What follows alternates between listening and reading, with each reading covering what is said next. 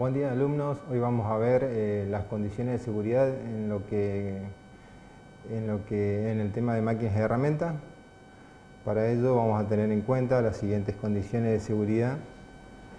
Las máquinas y herramientas deben ser seguras y en caso de presentar algún riesgo para las personas que las utilicen deben estar provistas de protecciones adecuadas. Los motores que originen riesgo deben estar aislados. Asimismo deben estar provistos de paradas de emergencia que permitan detener el motor desde un lugar seguro. Eso es muy importante, o sea, acá lo que es todo accionamiento mecánico por motores eléctricos debe tener sí o sí un botón de parada de emergencia.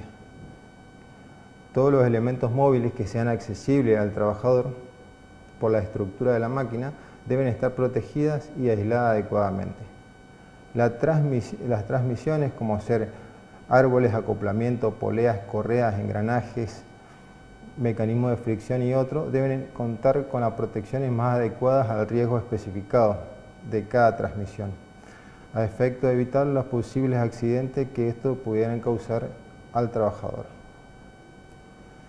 Los requisitos mínimos que deben reunir una protección son eficacia en su diseño, de material resistente, desplazamiento para el ajuste o reparación, permitir el control y engrase de los elementos de la máquina.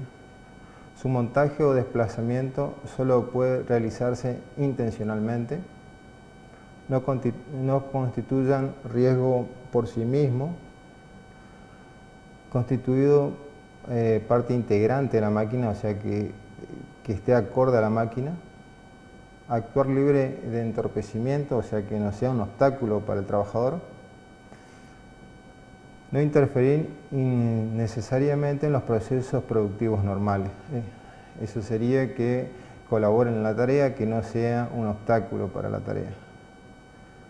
No limitar la visual del operador, esto es muy importante siempre que se hace una protección para evitar que haya proyecciones.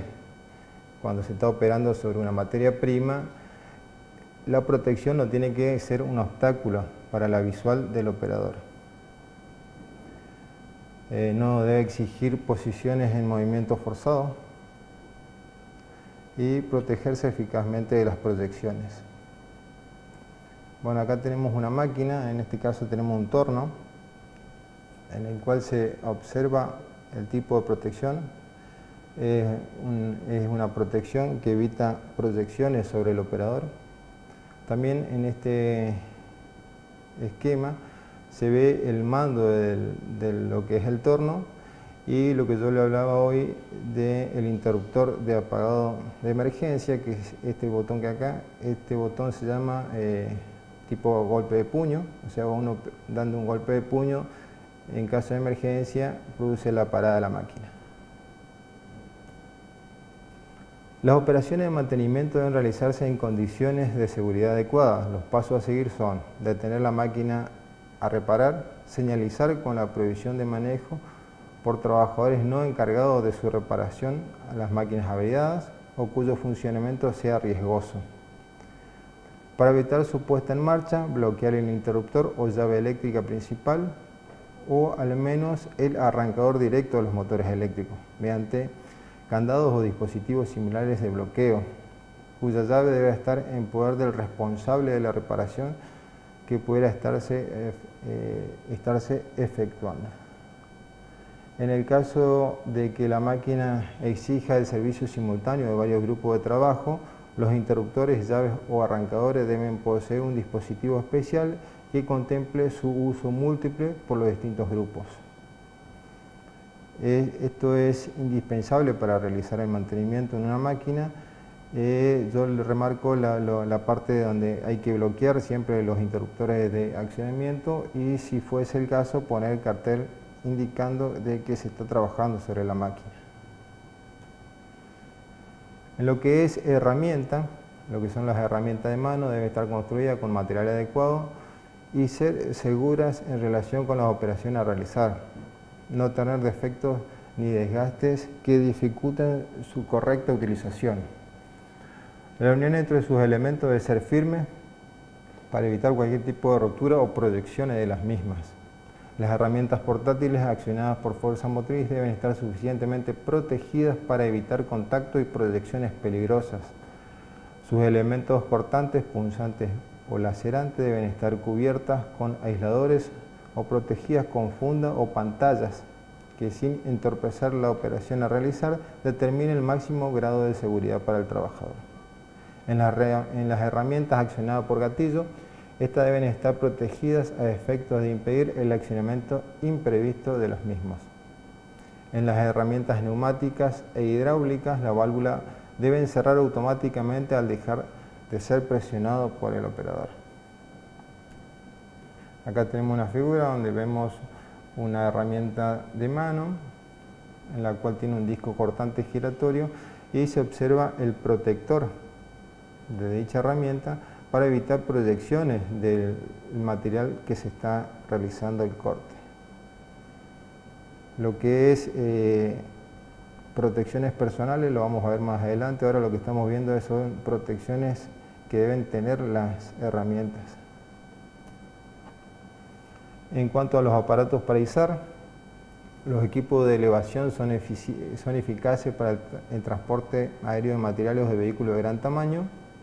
Sin embargo, tienen un potencial peligroso cuando no se toman las debidas consideraciones. En los aparatos utilizados para izar, la carga máxima admisible de cada uno de ellos se marcarán en el mismo en forma destacada y fácilmente legible desde el piso del local o terreno. Eso es muy importante, tener idea de la carga máxima admisible de cada equipo.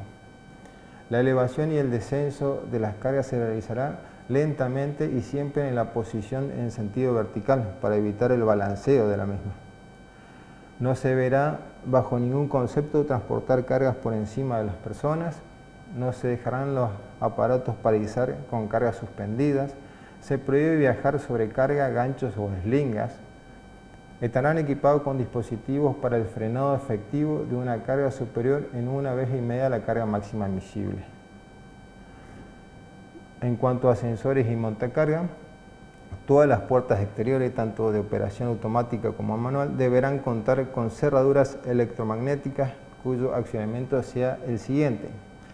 La traba mecánica impedirá la apertura de la puerta cuando el ascensor o montacarga no están en ese piso. La traba eléctrica provocará la detención en caso de apertura de la puerta. Todas las puertas interiores o de cabina, tanto de operación automática como manual, deberán poseer un contacto eléctrico que provoque la detención instantánea del ascensor o montacarga en caso de que la apertura de la puerta tenga una abertura de 0,025 metros, o sea 2,5 centímetros. En ese caso, cuando el sensor detecta esa medida, el montacarga o ascensor se detiene inmediatamente. Para caso de emergencia, todas las instalaciones con puertas automáticas deberán contar con un mecanismo de apertura manual operable del exterior mediante una llave especial. Deberán contar con interruptores de límite de carrera que impidan que continúe su viaje después de los pisos extremos. Deberán tener sistemas que provoquen su detención instantánea y trabado contra las guías en caso de que la cabina tome velocidades descendentes excesivas, equivalente al 40 o al 55% de su valor normal. Esto puede ser debido a una falla de motor, al corte de uno de los cables de tracción o otras causas que se puedan dar en ese momento. En su interior deberán tener un dispositivo cuya operación provocará su detención instantáneamente. Deberán indicar en forma destacada y fácilmente legible la cantidad de pasajeros que puedan transportar y la carga máxima admisible. Deberá impedirse que conductores eléctricos ajenos al funcionamiento se pasen por dentro del pasillo o hueco del ascensor. Las salas de máquina deben estar libres de objetos almacenados debido a los riesgos de incendio provocados por los arcos voltaicos y dispondrán de matafuegos adecuados. Ahora vamos a ver los aparatos que puedan desarrollar presión interna.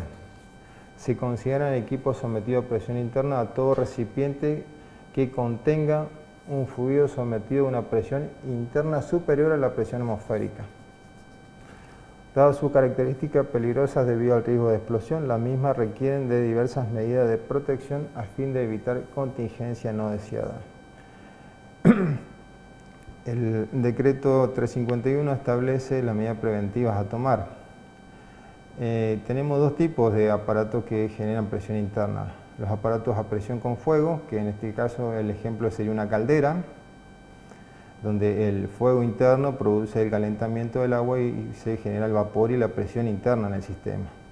Y los aparatos a presión sin fuego, como ser recipientes de gases comprimidos, líquidos y sueltos. Las medidas preventivas son: se debe realizar ensayos, pruebas hidráulicas, se llena el recipiente con agua y se aumenta la presión interna con una bomba manual. Se verifica el funcionamiento correcto de las válvulas y la no existencia de fisuras o de pérdidas.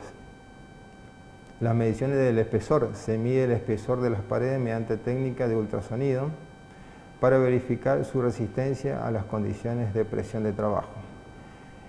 Ensayos especiales que se deben realizar. De existir dudas acerca de las condiciones del recipiente, se podrán solicitar ensayos del tipo de gamografía, y ensayos metodológicos. Bueno, y con esto damos por finalizado.